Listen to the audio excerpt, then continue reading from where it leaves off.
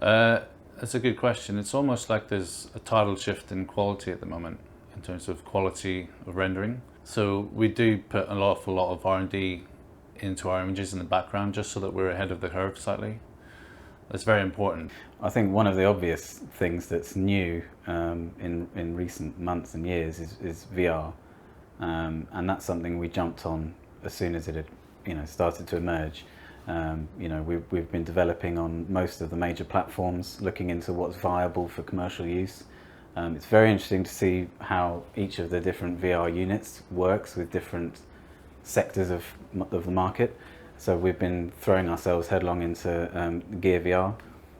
We can see that as being hugely successful. Architectural photography. Julius Schulman's always been a huge influence on me personally, and I think Ian as well, and others. Architectural photography is something that is hugely closely related to what we do, to the point where I think architectural visualization is almost the same thing, really. If you want to, we try to pretend that the building is there, it's built and it's fully detailed, and we are an architectural photographer walking around the space trying to find beautiful angles of things. So I'd say architectural photography is by far the biggest influence for me personally.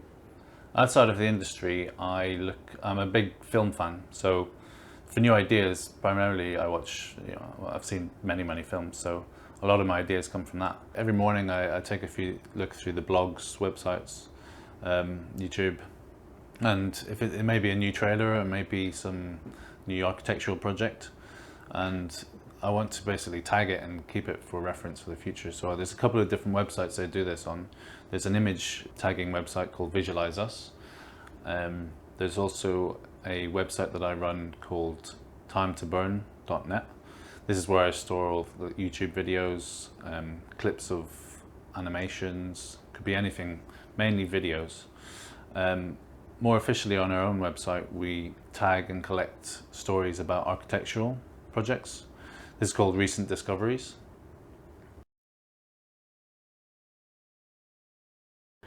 We've done time-lapse work in the past, but with other renderers, it's been pretty tricky working with the way light bounces around the scene. You often get flickering and other issues like that. But I remember as soon as we tested it out on Corona, it was a flawless rendering experience right from the beginning. So the only issue that we had was more of a kind of how are we going to approach it issue, which was dealing with the fact that we were rendering twice as fast so that we could stretch it out and make it work in the composition in order to save render time. So we had to time the time lapse appropriately, but that was more of an artistic challenge to overcome rather than technical.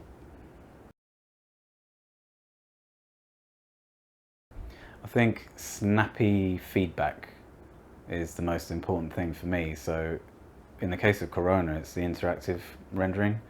It speeds up the whole process enormously, and you can get a blow-up window there, work on a material or an area or detail, instead of churning out lots of region renders elsewhere. It frees you up to work very quickly.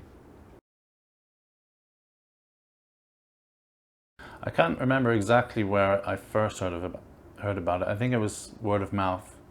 It was very early in the development. I think it was beta 0.6. And then from that, I downloaded it, created a really basic test scene, which was like an interior bedroom or something. And I really loved the results. And since then, I've been using it, and that's about 2 years ago. I'd heard about it, but it's something that kind of sat in one of my folders unused for a while, until Ian and I started working together. And I remember sitting down and thinking, how am I going to approach this new project? And Ian said, well, just use Corona, it's great, it works, it's really nice renderer. And I thought, why not then? Let's use it as a good opportunity to learn a new renderer, why not? It's a new company, new business. I wanted to move things on. I'd been doing things in the same way with the same rendering engine for 5-6 years, so I thought, why not? I was getting really fed up with working almost like a technician, like a scientist, to get the exact result that I want. So with Corona, it allows me to work much more like a photographer. I can experiment with the scene much more, I can place cameras wherever I want, and I know as soon as I hit render it's going to look great. Every renderer has a kind of philosophy that it carries, whether deliberately or not deliberately. And Corona, the philosophy to me seems to be that it's a renderer for artists and photographers. It's not a renderer for hugely technical processes. You don't have to go into the technical details, although you can if you want as well, because all the developer tools are there if you need to drill down and get into those details. So that for the first time in years, I felt like I could work as an artist and a photographer again, rather than a technician. So instead of spending an hour every day messing around with sampling settings, I could spend that same hour doing, viewport compositions, material testing and lighting, which is much more valuable, to me as an artist. I like to stick to the official releases, but when we heard that the denoiser was released in the daily build of 1.4, I was really keen to try it out. And it was really great that we did, because the time we saved on per frame was massive. I mean, we could render the whole animation over one weekend, which was about 5 shots, and it massively improved our workflow. So no issues using a developer version. We were skipping every other one so that we would avoid any obvious issues. But then in one of the change logs we saw that there were denoising and adaptivity, and the developers were promising it's going to be some interesting time saving for us in rendering. And so we decided to try it out, and we found pretty quickly that it was knocking off over half of our render time. And in fact, in proper testing, we got up to 75% time saving for the same noise amount, same rendering quality, which is just crazy, huge time saving. So we decided to push that out through the whole animation. And in fact, we managed to get that whole animation out on just a few machines over a single bank holiday weekend, which was fantastic. The simple, no-nonsense, no-frills nature to it, you can get a beautiful result with the first test render, which you just don't get with most other renderers. And all that time that I would have spent tweaking settings is time that I've spent finding beautiful compositions. That benefits me, it benefits the company, and it benefits our clients. With Corona, it frees me up to work much more like an architectural photographer. I was getting bored with other renderers being much more scientific, like working like a technician, and knowing there's going to be that point in the project where you're going to have to get rid of light leaks and just make sure it renders properly. Now I don't worry about that at all. I just place my camera where it works best, concentrate more on materials, and then do probably a lot less post on the image because of that. To expand in different ways that we want to experiment in terms of real-time VR. This is an area that's developing all the time and takes a lot of R&D. I think we just want to carry on doing what we're doing on a larger scale, slowly, just grow. The focal point of our company is that we're trying to one-up ourselves all the time in terms of detail. That's something we're trying to push with every image and every project. We're trying to take it to a slightly higher level each time. So I think if we can continue to do that over the next coming years, that would be great. The industry is in a really interesting position.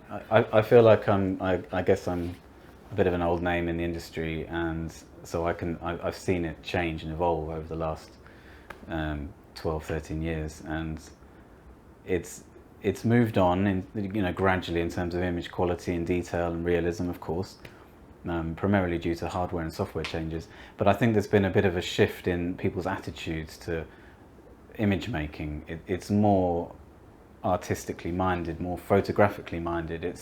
It's almost less commercial. And if you look in most printed media and brochures and things, a lot of the images that tend to be most successful are the ones that are more sort of vignettes and close-ups, and they're more atmospheric and evocative, rather than the classic super wide-angle corner shots, which, of course they're still part and parcel of what we do, they're required. But I think there's a lot more there's a lot more that's happening outside the standard package that's been offered for the last 10 plus years. I think there's two biggest changes in the last 5 years. Firstly would be with the rise of renderers like Corona, making rendering much more straightforward and simple. The second would be as a new medium, being VR. This is, like I said, it's going to be, it's only kind of kicking off in 2016, but it's going to be mainstay for the next 10 years and beyond. For sure, VR. It's the first new medium that we've seen for over a decade, and it is completely new, whereas you could see animation as a natural extension of still images. VR is a very different way of thinking. You have to put a huge amount of extra time and effort into modelling all the stuff that you wouldn't normally see. You have to worry about what's behind the camera and underneath your feet and the ceiling. And it's a bit of a paradigm shift in the way we work. It's changed the way we work as a studio, our whole pipeline. So that's by far had the most profound effect on the industry, I think. I think 2016 is definitely the year of VR, which is very visible in how many devices are being released. So you've got so many different types. Some are tethered to computers, some are remote. And the type of VR that we think would be massively take off will be the remote devices. In our industry, I think it will be almost a standard requirement from customers and clients that they will want to experience what they're buying, whether it be a flat or a commercial building, in VR. We've had amazing reactions from marketing agencies, developers, interior designers, architects. You know, everyone's amazed by it. No one says this is the future. They always say, we want this now, we're ready for this. Like, can you develop for this now? And obviously we are, as much as we can. I think that's a huge question, because it's taken 15 years for us to get from stills and animation to stills and animation in VR. I think there's a lot of work that still needs to happen in VR. The development should be focused there. I would be happy to see things improving in that area, especially in terms of real time, which is, that to me feels like it's still very much in its infancy. It's not really there yet. The best you can hope for is okay, whereas with pre-rendered VR, the best you can hope for is fantastic and has its own niche. It has its place. But I think naturally there'll be a point in perhaps 3 to 4 years where real-time and pre-rendered VR, you'll struggle to see a difference, and the level of interactivity will become more important to our clients than visual fidelity, and then eventually the visual fidelity will match the interactivity. So yeah, I think most of the future is in refining those areas. Well, the same advice I give to new artists now and then would be to learn how to use a camera primarily. The differences between now and then is I think the software is going to be much more easier to use. So it's good to have an understanding of what the software can do, the technicalities of it, but you can probably worry less about that. Renders are getting much more realistic, and what sets a okay render apart from a great render is your artistic ability. Being a good photographer is key. Get a camera. Get a digital SLR, a good lens or two, and go out and shoot buildings, shoot people, landscapes, learn how to take a really good picture, compose it, learn how to balance an image, white balance and exposure. You can teach yourself in a weekend, and it will have more impact on your work than spending 6 months learning all the technical stuff with your rendering engine or any other piece of software. I nearly went down the road of being a live music photographer, and I still do a lot of promo photography for bands actually. I really enjoy it, I love it. It's very different and actually quite similar in certain ways. The whole post-production process is the same, but obviously the subject matter's different. I think my second choice would still probably be visual effects. I'm working in the movie industry. I think the ones I do in work I still enjoy. They're kind of fun from time to time, especially the quirky spaces. You know, we get a lot of really interesting, different interior designs now with very unusual materials, and they're really good fun to work on. I don't have time to work on any personal projects anymore. I've got 2 young kids. You know, I'd rather go home and spend time with them or practice the drums. Yeah, less so than I did maybe about 5-10 years ago, naturally, but there is still renders I've got on my computer, unfinished projects that I want to continue with. There's a particular one I've been working on for the last year or so.